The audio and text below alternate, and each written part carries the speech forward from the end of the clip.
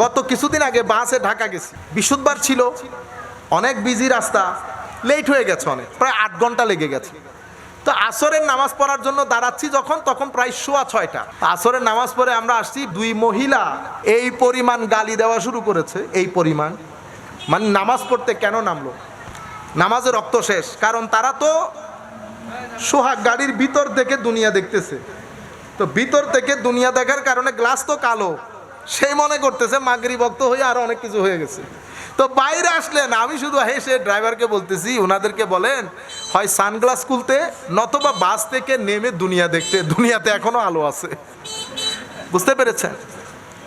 বাস থেকে নামছে, নামার পরে তারা গাড়ি ধরবে, আমিও পাশে দাঁড়ানো। দেখেন 2.5-3 ঘন্টা হয়ে গেছে, আমি কিন্তু আমার কোনো অসুবিধা, আমার সাথে আরো 4-5 জন ছিল, তারা আরামসে যার যার গাড়ি নিয়ে চলে যাচ্ছে, আমিও গাড়ির জন্য ওয়েট করতেছি। কিন্তু 2 মহিলা, আমার মনে হয় 4-5 জন ট্যাক্সিওয়ালার সাথে তাদের লেগেছে। এই যে এটা কেন, এটা হচ্ছে ব্যাড পয়জন, খারাপ বিষ, যেটা আপনি গালির মাধ্যমে নিয়েছেন, এটা আপনাকে আজকে কালকে 2-3 দিন শান্তিতে থাকতে দিবে না। সেই জন্য আমার নবী বলেছেন ধৈর্য ধরতে।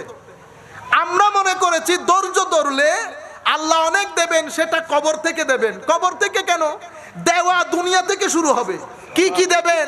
সম্মান দেবেন, মানসিক শান্তি দেবেন, স্ট্রং পার্সোনালিটি দেবেন, আখলাক দেবেন, এক ধৈর্যের কারণে, এক ধৈর্যের কারণে।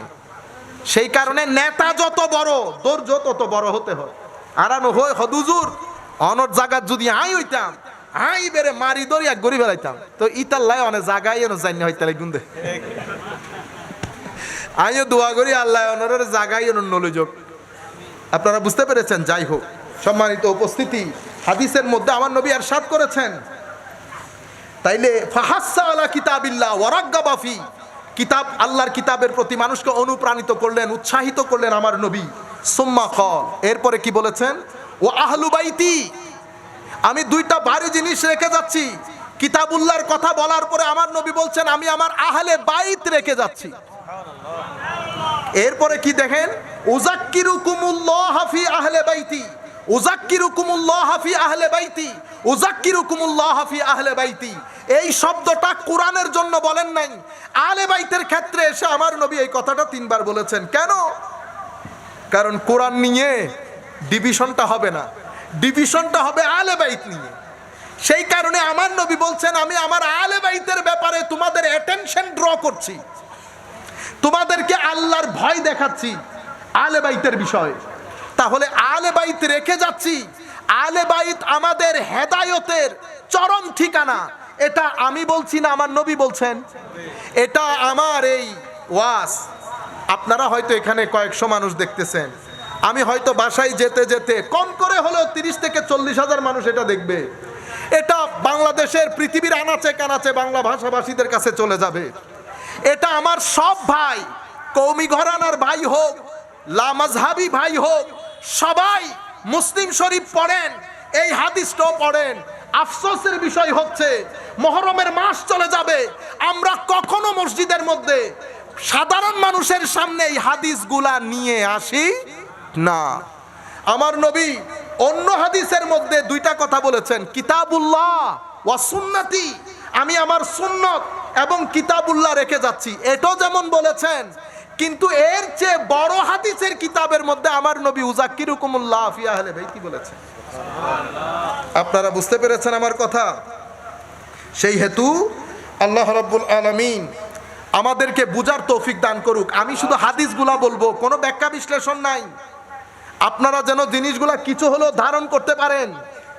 আমার নবী অন্য হাদিসের মধ্যে, এটা মুসলিম শরীফ সহ অসংখ্য কিতাবের মধ্যে এসেছে, আমি শুধু মুসলিম শরীফের কথা বললাম। এই এখন যেই হাদিস বলবো সেটা ইমাম তিরমিজি রওয়ায়াত করেছেন, এটা ইমাম নাসাই রওয়ায়াত করেছেন, ইমাম আহমদ ইবনে হাম্বল রওয়ায়াত করেছেন। আপনারা না বুঝলেও যারা বুঝার তারা বুঝে। কি বলেছেন? এগেইন যায়েদ ইবনে আরকাম قال قال রাসূলুল্লাহ সাল্লাল্লাহু আলাইহি ওয়াসাল্লাম ইন্নী তারিকুন ফীকুম মা ইন তামাসসাকতুম বিহি লান তাদিল্লু বাদি, আমি তোমাদের কাছে রেখে যাচ্ছি কিছু জিনিস যা আঁকড়ে ধরলে তোমরা কখনো পথভ্রষ্ট হবে না। তাহলে পথভ্রষ্ট না হওয়ার জন্য আমার নবী কি রেখে গেলেন? আহাদুহুমা আযমু মিনাল আখার। আমার নবী বলছেন যে দুইটা জিনিস রেখে যাচ্ছি, সেই দুইটার মধ্যে একটার চেয়ে আরেকটা বড়। একটা আরেকটার চেয়ে, কোনটা কার চেয়ে বড় আল্লাহ জানেন, কিন্তু আমার নবী বলছেন আহাদুহুমা আযমু মিনাল আখার, একটা আরেকটার চেয়ে বড়। কি? কিতাবুল্লাহ, আল্লাহর কোরআন। হাবলুন মামদুদুন মিনাস সামাই ইলাল আরদ, এটা একটা লম্বা রশি, যেই রশির এক প্রান্ত আমার আল্লাহর কাছে, আরেক প্রান্ত জমিনে। যারা কিতাবুল্লাহ শক্ত করে ধরবে তারা পথ পাবে, কিন্তু একটা ধরলে হবে?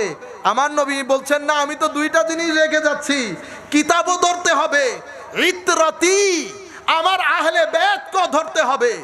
মাওলা আহলে বেত কেন? মনে রাখবেন, হায় হায়, কোরআন সবর করতে বলেছে। মৌলা সবর কিভাবে করি, সবর কিরকম কিরকম কিরকম। ইমামে হুসাইন কারবালার প্রান্তরে দেখিয়েছে সবর বলে কাকে, সবর কেমনে ধরতে হয়। আমি আর ব্যাখ্যা বিশ্লেষণের মধ্যে যাচ্ছি না, তবে মনে রাখবেন আহলে বাইতের কথা বলছি যেহেতু শাহাদাতে কারবালার মাহফিল, সাহাবায়ে কেরামের সাথে বিয়াদবি করে নয়, বিয়াদবি করে নয়। আহলে বাইত যাদের কথা বলছেন ওনারা প্রত্যেকেই সাহাবিয়ে রাসূল, প্রত্যেকেই সাহাবিয়ে রাসূল সাল্লাল্লাহু আলাইহি ওয়াসাল্লাম। আমি এগুলার কথা বলে যাচ্ছি কারণ শাহাদাতে কারবালার মাহফিল, সম্মানিত উপস্থিতি। এরপরে আমার নবী বলছেন ওয়া ইতরাতি আহলু বাইতি, আরেকটা হচ্ছে আমার আহলে বাইত। এরপরে কি বলছেন? ওয়ালাই ইয়াতাফাররাকা হাত্তা ইয়ারিদা আলাইয়াল হাউদা। কুরআন এবং আহলে বাইত একটা আরেকটার চেয়ে কখনো পৃথক হবে না, কখনো পৃথক। এখান থেকে শুরু করে আমি যখন কাউসারের পানি পান করাবো সেদিন পর্যন্ত আহলে বাইত কুরআন থেকে পৃথক হবে না, কুরআন আহলে বাইত থেকে পৃথক হবে না। কুরআন দেখলে আহলে বাইত স্মরণ আসবে, আহলে বাইত দেখলে কুরআন স্মরণে আসবে। আপনারা বুঝতে পেরেছেন? এরপরে উম্মত, এবার তোমাদের অ্যাটেনশন ড্র করছি, খবরদার, সাবধান, খেয়াল রাখবা। কাইফা তাখলুফুনি ফীহিমা, তোমরা এই দুইটার সাথে আমার পরে কিভাবে ব্যবহার করো, বিহেভ কিরকম করো, সেটা একবার মাথায় রাখবা, সেটা একবার মাথায় রাখবা।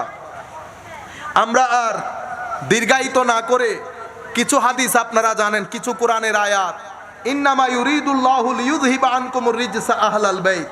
হযরত এই হাদিস অসংখ্য জায়গায় অনেক ধরনের করে এসেছে। হযরতে আয়েশা সিদ্দিকা রাদিয়াল্লাহু তাআলা আনহা থেকে বর্ণিত। আবার বলা হচ্ছে এটা উম্মু সালামার ঘরে নাজিল হয়েছে এই আয়াত। আয়াত নাজিল হওয়ার পরে আমার নবী চাদরের মধ্যে চারজনকে ঢুকালেন, হযরত আলী, ফাতেমা, হাসান, হুসাইন, চারজনকে ঢুকিয়ে ফাজাল্লালাহু বিকিসাইন, চাদরের মধ্যে আমার নবী এই চারজনকে আবৃত করলেন। সুম্মা কল, অতঃপর বললেন আল্লাহুম্মা হাউলাই আহলু বাইতি, আল্লাহ এরাই আমার আহলে বাইত, ফাআযহিব আনহুমুর রিজসা ওয়া তাহহিরহুম তাতহীরা, তাদের থেকে সমস্ত নাপাকি দূর করে যেভাবে পবিত্র করা চাই তাদেরকে সেভাবে পবিত্র করে দেন। ক্বালাত উম্মু সালামা, আমাদের মা আজওয়াজে মুতাহহারা, আমার নবীর স্ত্রী হযরতে উম্মু সালামা বলেন, ইয়া রাসূলুল্লাহ ওয়া আনা মাআহুম, ইয়া রাসূলুল্লাহ আমিও তো আহলে বাইত। আমার নবী বলছেন আনতি আলা মাকানিক ওয়া আনতি আলা খায়র। আমার নবী বলছেন উম্মু সালামা তুমি আহলে বাইত, তুমি তোমার জায়গায় সম্মানিত, তুমি তোমার জায়গায় অনেক মঙ্গল প্রাপ্ত, সেটা এক জায়গা আর এটা আরেক জায়গা, তোমার মকামও অনেক বুলন্দ। কিন্তু আমি আমার আহলে বাইতের কথা বলতে চাচ্ছি, আমি এই চারজনের কথা বলতে চাচ্ছি, বুঝতে পেরেছেন? এখন আমি এই চারজনের কথা বলতে গিয়ে উম্মু সালামাকে নিচে করতে পারবো না, বেয়াদবি হবে না? উম্মু সালামা কে? উম্মু সালামা আমার নবীর স্ত্রী। আমার নবীর স্ত্রীদের ব্যাপারে আমার আল্লাহর রায় কি? আমার আল্লাহর রায় হচ্ছে লাস্তুন্না কা আহাদিম মিনান নিসা ইনিত্তাকাইতুন। আমার নবীর স্ত্রীগণ পৃথিবীর অন্য কোন নারীদের মতো না, তাদের স্ট্যাটাস সমস্ত নারীদের চেয়ে উপরে।